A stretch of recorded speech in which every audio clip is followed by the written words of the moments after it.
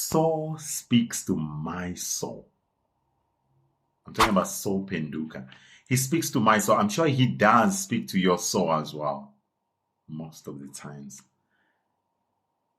There's something that he said in this clip. I'm going to play this clip, and I just want you to listen very carefully and see the value of what he's talking about in this clip. Exactly. And you have to embrace those things. You have to embrace, because those are it's like in music. There's a thing I was watching. I think it's The Great Debaters, the movie. Or, it was The Great Debaters with Lawrence Fishburne, and he was telling one of the guys, no, it wasn't, but one of those movies, and he's talking to someone who plays music, and they were like, you must play the silences. A lot of times we're focused on the sound, but also the silences, and the silences are the failures when things go down in your life. You know what I mean? And those set you up for the rise as well. So you must also embrace those. And that's why, like, when you're asking me, where was I was in a period of clarity, and it was a period where a lot of times I spent, trying to have positive habits, read and water your garden. Just because nothing is growing, it doesn't mean there aren't any seeds. Which are your talents? Which are your... So just because there's nothing growing, which are your talents? You know what I mean? You're still Saul. You're still that guy. Yes, you're not behind the mic, but you're still that guy. And the things that made you still take care of them, So... yeah, man. Sometimes it's a blessing not to win a Big Brother. Yeah. Now, let's break it down. He speaks so many things here. First, he starts by talking about The Great Debaters. He wasn't sure where you got this, whether it was from The Great Debaters movie. But if you look at The Great Debaters movie, it actually does make sense, because the reference to this movie might serve as a metaphor for the journey of personal development and growth as well. Because the movie involves, intellectual debate and overcoming obstacles in life, which obviously could parallel the challenges that he was facing before he became the soul Phenduka that we know. The movie also explores themes of social justice, education, and the social inequalities and the power of speech and debate as sort of a means to create that positive change. And one thing I picked up, it's the determination, the resilience that those students in the movie had as they strove to make their voices heard in difficult times. So I was relating to what Saul went through, and the movie itself, it really makes sense, when it comes to, striving in life and until you achieve what you want to get in life. So it's a beautiful thing. But now, here's a juicy part. He speaks about playing the silences. This spoke to my soul. Like, this is an interesting topic for me. I love this topic. I love talking about this because comparing life to music is such an amazing thing. It made me think of an article that I was recently reading in a Smith magazine online. It's a new research that scientists, there's so much research that has been done about, listening to silence. But there was something new that they spoke about it. Please have a look at this. I'll put the description in the comments as well for the link to this article. It's a new study that they did in actually 2 weeks ago. Yeah. So this was a study where they examined how people experience silence using well-known auditory illusions. So the conclusion in this study, the topic actually says we can hear silence like sound. That's what scientists are now saying. And in this study, they used participants who they tricked with these sound illusions in the same way that illusions with sound can also fool the brain. And the whole conclusion, I'm not going to go through the whole study. The whole conclusion out of this was that much as we appreciate the noise or the musical part of the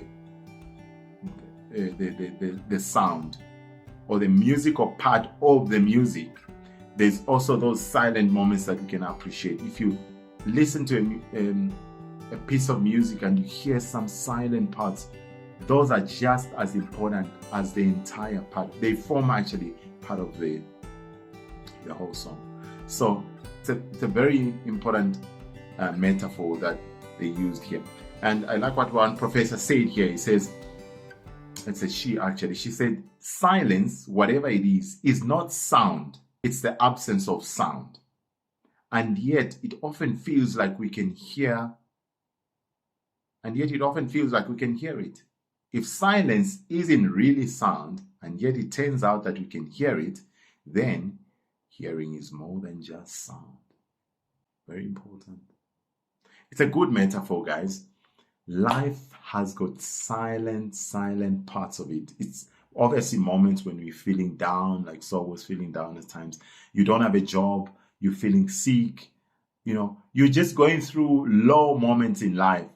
Do we embrace those moments? Just as we embrace the moments when everything is going well with you, we need to. Very important.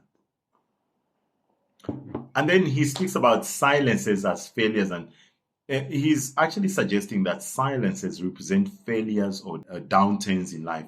These are moments that can actually be used as opportunities to introspect and to self-improve. He was going through a lot and things were not as bad, but he was just in that low period in his life. But he didn't use that as to let everything, to even stop trying. He used that as an opportunity to find, okay, what am I going to do next? What am I going to strive to do again?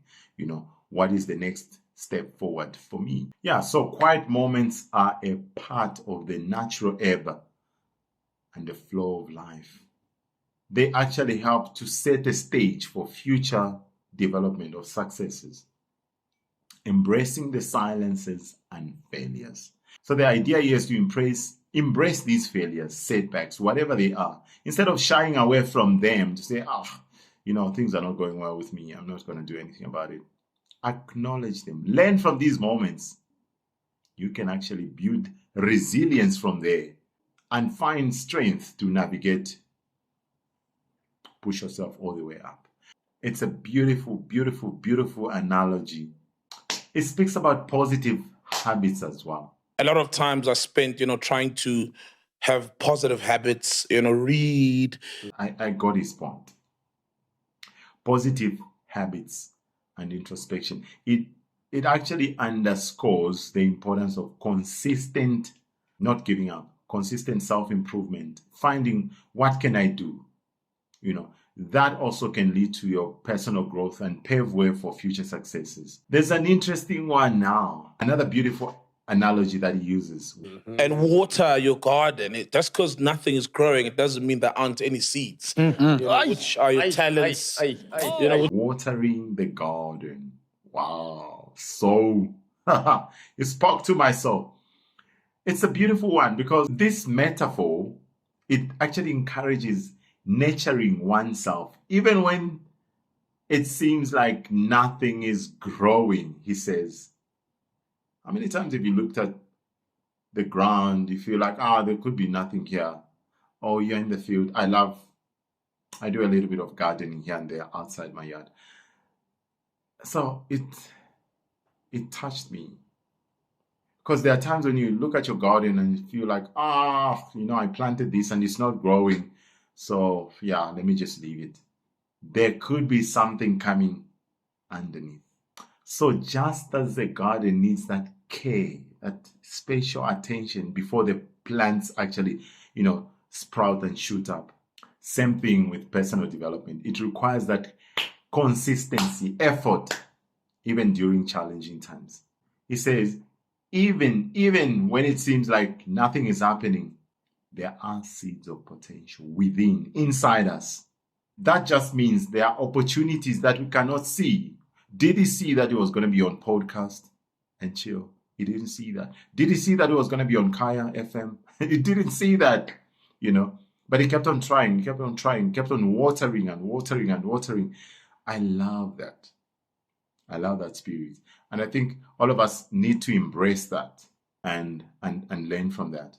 And then he mentioned something toward the end of the clip, something very important as well. He says, yeah, man, sometimes it's a blessing not to win a Big Brother. Yeah. Sometimes not winning a particular opportunity or achievement, it can be a blessing in disguise. He never won Big Brother. He never won it. But look at him. It opened doors for better opportunities. Not winning something or not achieving something, you apply for a job, you don't get it. You do this, you don't get it. It can actually open doors for more opportunities. So let's summarize. What are the lessons? What's the moral takeaways from this? Embrace your failures and setbacks. They are very, very crucial part of your personal growth. Just as in music, the silences are very, very important. They are a very crucial part of the whole piece of music. Number 2, welcome your challenges and difficult times. They are actually opportunities for you to sit down and, listen to yourself, go to the gym, be quiet, read a book, Those are opportunities for you to think or plan your life well. They pave a way for future successes. Number 3, establishing those positive habits and engaging in introspection consistently. It can lead to personal clarity and personal growth. Patience, very, very important. That's number 4. Just because you can't see immediate results in what you're doing doesn't mean there's no progress. Like no progress is happening. Keep nurturing, keep pushing. Nurture your potential, and opportunities can arise anytime, friends. Not winning doesn't mean you have failed. That's our number 5 take home. It can actually redirect you toward a better suited opportunity. Overall, Phenduka is advocating for a holistic approach to personal development. Embrace both the successes in your life and the failures as well. They are an integral part of the journey of self-development or self-improvement.